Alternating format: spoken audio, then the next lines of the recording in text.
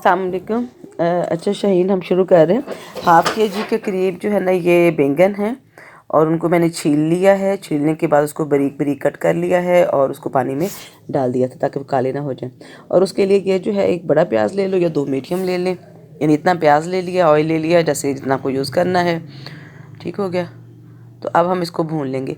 अच्छा, अब ये भुनाई करनी है हमने, ये देखें, जब तक इसका कलर चेंज हो जाए। हमने इसको बहुत डार्क नहीं करना ताकि फिर वो सब्ज़ी का रंग भी जो है गहरा हो जाएगा।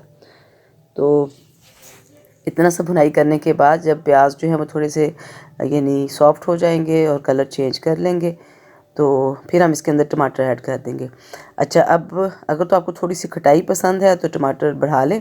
मैं इसके अंदर 1 टमाटर यूज़ कर रही हूँ, यानी आधा किलो के लिए 1 टमाटर। अब हम टमाटर और प्याज को भी भून रहे हैं, हल्का सा पानी का छींटा लगा के। और आप देख सकते हैं कि प्याज का ना तो कलर चेंज हुआ है, ठीक है, यानी डार्क नहीं हुआ अभी, और इसका कलर अभी तक गोल्डन ही है। तो हल्की आग के ऊपर जो है ना हम इसको हल्का सा भून लेंगे। अच्छा, तकरीबन 1 पाव के करीब मैंने आलू लिया है। अच्छा, यहाँ पर जो है 1 चाय का चम्मच मैंने नमक ले लिया है, ठीक है। और रेड चिली और हल्दी, हम तीनों चीज़ें ऐड करेंगे। और ये आप अपनी जो टेस्ट है उसके अकॉर्डिंग ले सकते हैं, और आपका फिर अपना भी जो मिर्ची नमक होगा उसका ज़ाहिर बात है डिफरेंस होता है उसकी तेज़ी का, तो आप उस हिसाब से डाल लें, ठीक है। मैं यहाँ पर 1 छोटी चम्मच जो है ना वही मिर्च का, हल्दी का और नमक का ले रही हूँ। तो हम इन तीनों चीज़ों की अब हल्का सा पानी लगा के, ये देखें, तो हम इनकी भुनाई कर लेंगे। इसका मकसद ये है कि वो जल ना जाए, प्याज जो वो मिर्च जो है जलेगी नहीं अब। तो इसको हमने भूना इतना देर है कि ये देखिए 2 से 3 मिनट में ना इसका ऑयल इसका साइडों पे निकल आएगा। ठीक हो गया। उतनी देर तक हमने इसको भूना, यानी ये अपना ऑयल छोड़ दे। अब ये देखेंगे मैंने इसके टमाटर वो प्याज को बैंगनों को काटा हुआ है, और इसके जो छिलके थे उसको में से भी वो सख्त वाला हिस्सा होता है ना वो रिमूव करके, तो उसको भी छोटे छोटे पोर्शंस में हमने अंदर ही काट लिया। क्योंकि इसका छिलका जो होता है वो कहते हैं ठंडा तासीर में होता है और ये गर्म होता है, तो इसलिए सारा ही बैंगन पकाते हैं। साथ में मैंने जो है ना 2 आलू ले लिए थे। अच्छा, आलू अब आपकी अपनी चॉइस है, अगर आपको बैंगन में ज़्यादा आलू पसंद है आलू ज़्यादा डाल लें। ठीक हो गया। बैलेंस के लिए तो खैर इतना ही काफ़ी है। तो ये आधा केजी बैंगन, 2 आलू, और उनका साइज़ कटिंग का आप देख लो, मेरे ख्याल में 6 या 8 पीस मैंने बनाए हुए हैं।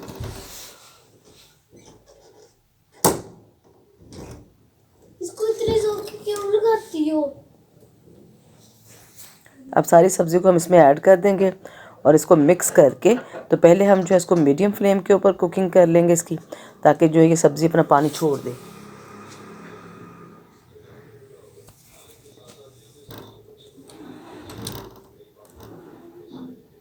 और उसके बाद फिर जो है हम ये देखिए ये हमने मिक्स कर लिया।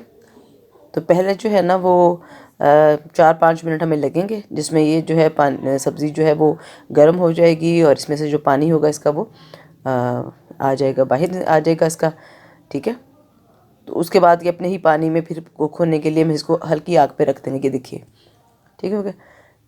अब ये बिल्कुल अभी कच्ची है, लेकिन थोड़ी सी ढीली हो गई है कि भैया वो उसमें पक रही है। तो अब इस मौके पे हम जो है ना वो इसके आग जो है वो मीडियम टू लो ही करेंगे, यानी बहुत हल्की आंच के ऊपर इसको पकने देंगे। ठीक हो गया। अब ये देखिए यहाँ पर जो है मैंने वो सब्ज़ मिर्ची डाल दी हैं, आपका ये मैंने डाली है, अगर खाना कुछ चाहे तो डाल सकते, खा ले, नहीं खाना फेंक दे, अदरवाइज़ आप इसको जो है ना वो उसको पीस कर भी ग्राइंड करके भी डाल सकते हैं। अच्छा जी, अब ये फर्दर 10 मिनट के बाद ये हालत है इसकी। ठीक है। अब इसमें ये देखिए ऑयल आ रहा है बाहर, लेकिन अभी ये देखो खड़ी है, तो अभी भी हम इसको हल्की आंच पर ही पकने देंगे। अब फर्दर आप ये देख लें, ये अब मज़ीद 15 मिनट के बाद है, यानी इसको टोटल जो है सब्ज़ी डालने के बाद 30 मिनट लगे हैं हल्की आग के ऊपर पकने के लिए। अब ये स्टीम थोड़ी साइड पे हो जाएगी तो इसका बेहतर पता लगेगा। ठीक है। ये देखो बिल्कुल इसका ऑयल बाहर आ गया है और ये जो सब्ज़ी है वो हमारी मुकम्मल तो अब इसमें घुल गई है, आलू खड़े हैं। ठीक है जी, कोई भी हम इसमें मसाला एडिशनल ऐड नहीं कर रहे, ना इवन गरम मसाला, सफ़ेद ज़ीरा, कुछ भी नहीं डालना, और ये धनिया डाल दिया। ठीक है जी, कोई भी एक्स्ट्रा चीज़ नहीं है इसके अंदर। नमक का ख़ास ख्याल रखना है, जो बैंगन होते हैं ये सॉल्ट एब्जॉर्ब नहीं करते, ठीक है। तो ये नमक हल्का सा भी, ज़रा सा भी स्लाइटली तेज़ हो गया तो समझ लें ये टेस्ट में बहुत तेज़ ज़्यादा लगेगा। पालक और जो बैंगन है इसका यही मसला होता है कि नमक थोड़ा सा ये हल्का ही लेते हैं, तो इसलिए वो टेस्ट करके फिर अपने हिसाब से आप डालिएगा, ठीक है जी।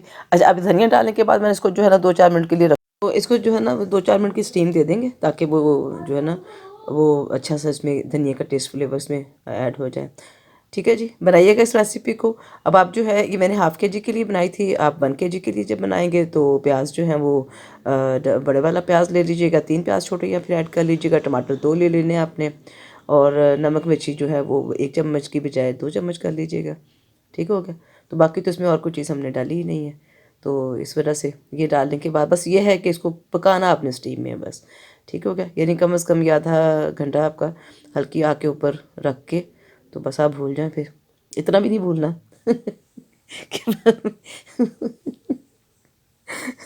ठीक हो गया। तो अपने जब बनाएंगे बैंगन तो मुझे पिक्चर ज़रूर सेंड कीजिएगा। अल्लाह हाफिज़।